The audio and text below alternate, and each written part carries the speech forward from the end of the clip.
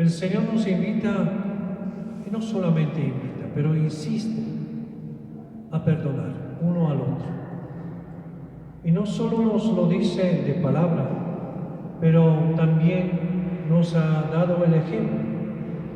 Mientras agonizaba colgado en la cruz, oraba por sus verdugos así: Padre, perdónalos porque no saben lo que hacen. Estas palabras recordaremos muchas veces, especialmente en estos días, y particularmente el día de mañana, en la fiesta de la exaltación de la Santa Cruz. ¿Qué mayor ejemplo podemos tener para nosotros? Perdonar a los que nos hacen daño. ¿Qué mayor seguridad podemos tener de que Dios nos perdona, aunque hayamos cometido el peor de los delitos, si perdonó así a sus propios verdugos? Al reflexionar las lecturas que acabamos de escuchar, debemos recordar que algunas instrucciones de Jesús sobre el perdón. Una de las más célebres es la que nos trae el Evangelio de hoy día, aquella en la que el Señor responde a Pedro cuántas veces se debe perdonar. Pedro le preguntó, acabamos de escuchar del Evangelio: Señor, ¿hasta 7 veces? Y Jesús le responde con aquella multiplicación: 70 veces 7, que es una expresión del Oriente Medio que equivale a decir siempre. No solo hasta 7, sino 70 veces 7. Significa siempre. Y esta expresión aparece ya en el Antiguo Testamento, en el libro de Génesis, en el capítulo 18. Esta expresión justamente del canto del feroz Lamec, quien amenaza a vengarse de las ofensas 70 veces 7. Estamos seguros de que el Señor nos perdona cuantas veces sea necesario, pero siempre cuando nos arrepentimos. Si alguien no se arrepiente, ¿cómo puede perdonarse a sí mismo y cómo puede esperar perdón de Dios? Jesús nos cuenta una parábola para demostrarnos que Él nos perdona mucho, pero el problema es otro. Nosotros no queremos perdonar uno al otro. Y con esta parábola demuestra también que nosotros no somos disponibles de perdonar.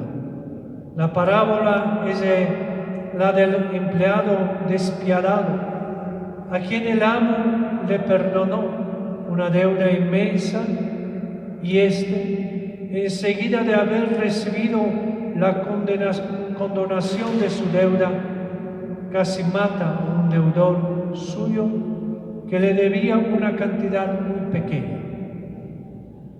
El amo, al enterarse, lo hizo apresar hasta que pagara el último centavo de la deuda que le había perdonado antes. Y termina Jesús su parábola así: lo mismo hará mi Padre Celestial con ustedes si cada cual no perdona del corazón a su hermano. Todo aquel pensamiento repetimos cada vez que rezamos la oración Padre Nuestro. Y son estas palabras, no hay persona que no conoce esta oración y no la reza. Y allí en esta oración rezamos: perdona nuestras ofensas como nosotros perdonamos a los que nos ofenden. Y si alguien no perdona así del corazón a su hermano, entonces con esta oración también tiene que darse cuenta que no puede pedir perdón a nuestro Señor. Si perdonamos mucho, mucho se nos perdonará. Si perdonamos siempre, siempre se nos perdonará. Pero si perdonamos poco, poco se nos perdonará. Y si no perdonamos, no se nos perdonará. En este tiempo de pandemia, cuando hay tanta violencia también familiar, tenemos que perdonarnos mutuamente. Tenemos que darnos la mano uno al otro. Tenemos que comenzar una nueva vida, la vida en el Señor. También la primera lectura, tomada del libro de Eclesiástico, otra forma llamada de Ben Sirach, nos enseña a perdonar. Ira y enojo son cosas odiosas, dice la primera lectura. El Señor se vengará del vengativo, dice la misma lectura. Dios llevará cuenta estricta de sus pecados. No guardes rencor a tu prójimo. Pasa por alto las ofensas. Piensa en tu fin, ya no odies más. Una frase del libro de Eclesiástico, de la misma lectura, dice: perdona las ofensas a tu prójimo, y así cuando pidas perdón, se te perdonarán todos tus pecados. Son palabras que estuvimos ya contemplando en las instrucciones de Cristo. Se parecen de la frase del Padre Nuestro, de la oración: perdona nuestras ofensas como nosotros perdonamos a los que nos ofenden.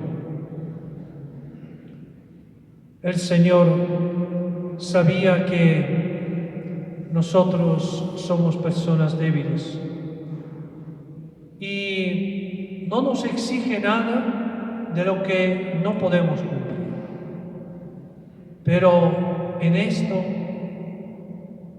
también ha perfeccionado la ley del perdón. Antes era la ley del talión. ¿Se recuerdan ustedes esta ley, ojo por ojo, diente por diente? Esta ley ya estaba escrita en el Antiguo Testamento, en el libro de Éxodo y el libro de Deuteronomio. Y esta ley era un avance con respecto a lo anterior, pues ponía un cierto freno a la venganza excesiva de Lamec, del libro de Génesis. Jesús hizo mención a esta ley del talión durante el sermón de la montaña, que se iniciaba con las bienaventuranzas. Y decía esto lo que está escrito en el Evangelio de San Mateo: ustedes han oído que se dijo, ojo por ojo, diente por diente. Pero yo les digo, dice el Señor, no resistan al malvado. Antes bien, si alguien te golpea en la mejilla derecha, ofrécela también la otra. ¿Qué significa eso? Poner la otra mejilla significa devolver bien por mal. No te dejes vencer por el mal, más bien derrota el mal con el bien, dice San Pablo en la carta a los Romanos. Poner la otra mejilla significa lo que Jesús dice un poco más adelante en el Sermón de la Montaña. Amen a sus enemigos y recen por sus perseguidores. El cristiano que perdona está sencillamente siguiendo las instrucciones de Cristo. Perdonar y orar por los que nos hacen daño. Esta es la misión de los cristianos, de todos nosotros. Tenemos que perdonar y orar uno por el otro. Él sabrá qué hacer con ellos, con los que nos persiguen y nos hacen daño. A nosotros no nos corresponde la venganza. La venganza le corresponde a Dios. Por eso San Pablo en la carta a los romanos escribe estas palabras: hermanos, no se tomen la justicia por su cuenta. Dejen que sea Dios quien castigue, como dice la Escritura. Mía es la venganza, yo daré lo que se merece, dice el Señor. Por ese motivo nosotros no tenemos que promover ninguna venganza o enseguida hacer justicia quemando, por ejemplo, a una persona, a pesar que esta persona nos hace daño. No podemos hacer justicia por nuestra propia cuenta. Acá, si alguien quiere seguir a Cristo, no puede hacerlo. Tenemos que respetar la vida de cada persona. Y si alguien, y es nuestro verdugo, si alguien nos ha hecho daño, igual él tiene la vida y esta vida hay que respetar. Y tenemos que, a pesar de todo, perdonarle, porque el Señor también en la cruz ha perdonado a sus verdugos. Jesús entonces no viene a decirnos que no hay enemigos, sino que Cristo ha venido a vencer al verdadero enemigo, que es el demonio. Ese sí es nuestro verdadero enemigo. El cristiano que verdaderamente está del lado de Jesús combate contra los verdaderos enemigos. Y cada cristiano, todos nosotros tenemos que combatir, luchar contra los enemigos. Y estos enemigos es el demonio y todos sus seguidores. Es decir, todos los que persisten en estar al lado del maligno. Estos son los enemigos. De ahí que la lucha del cristiano sea contra los espíritus de las tinieblas. Y de eso nos dice también San Pablo a los Efesios. Llegará el día en que Jesús los vencerá a todos y pondrá a sus enemigos bajo sus pies. Y eso también nos dice San Pablo en la primera carta a los Corintios.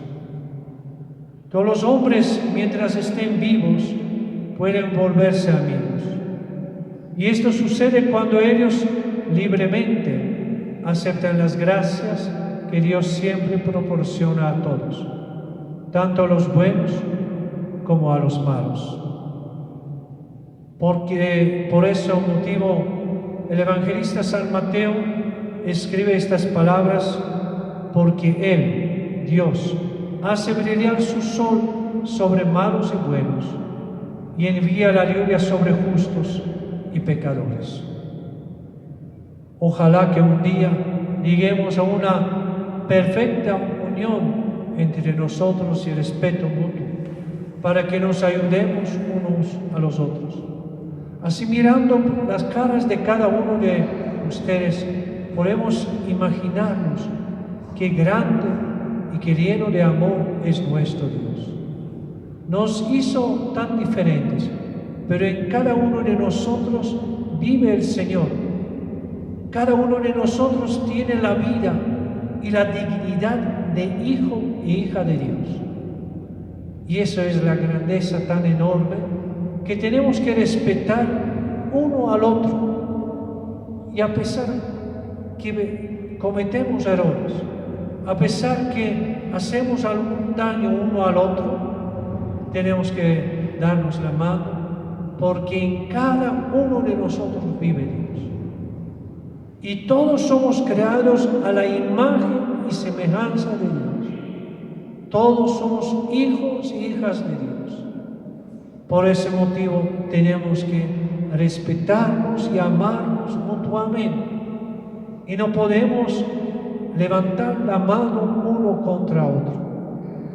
Tenemos que buscar siempre la unidad y respetarnos en el amor. Así que para que se cumpla lo que nos dice San Pablo en la segunda lectura a los romanos, ya sea que estemos vivos o que hayamos muerto, somos del Señor. Para ser del Señor, entre otras cosas, debemos perdonar como el Señor nos perdona a nosotros y como nos pide que nosotros perdonemos a los demás. El primer mandamiento de los 10 dice: tenemos que amar a Dios sobre todas las cosas y a nuestro prójimo como a sí mismo. Y el Señor ha perfeccionado también este mandamiento. Y tenemos que amar a nuestro prójimo así como yo les he amado, si es necesario sufrir en la cruz. Por ese motivo, estas palabras y este ejemplo también nos ha dado el Papa Juan Pablo II, que hoy lo reconocemos como santo.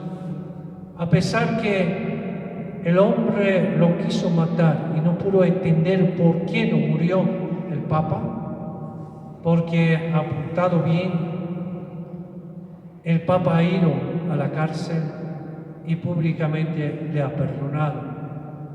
Así que tenemos que hacer nosotros si queremos seguir al Señor, si queremos estar con Dios. Finalmente, el Salmo 102 que acabamos de escuchar canta la misericordia de Dios, el Señor compasivo y misericordioso.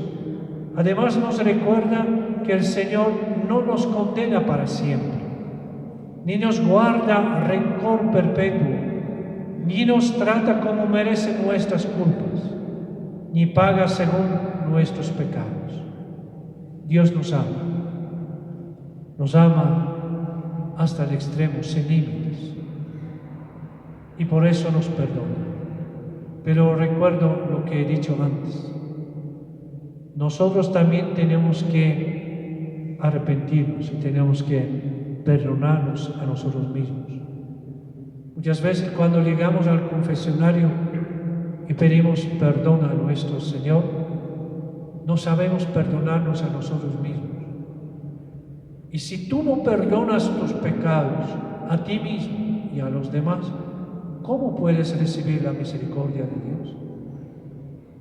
Necesitamos perdonarnos mutuamente para recibir esta misericordia y perdón de Dios. Intenta perdonar al otro que nunca has intentado. Intenta perdonar a tu hijo, a tu hija, a tu esposo y a tu esposa. Intenta perdonar a tu vecino, a este que te insultó. Intenta perdonar a este que te hizo daño, a tu verdugo. Intenta, no esperes, no tengas miedo, arriésgate. Llámale y dile cuánto le amas. El tiempo no regresará. No tienes nada que perder y todo tienes para ganar tu vida y para ganar la misericordia. Háganlo bien, como si fuera el último día de tu vida. Que así sea.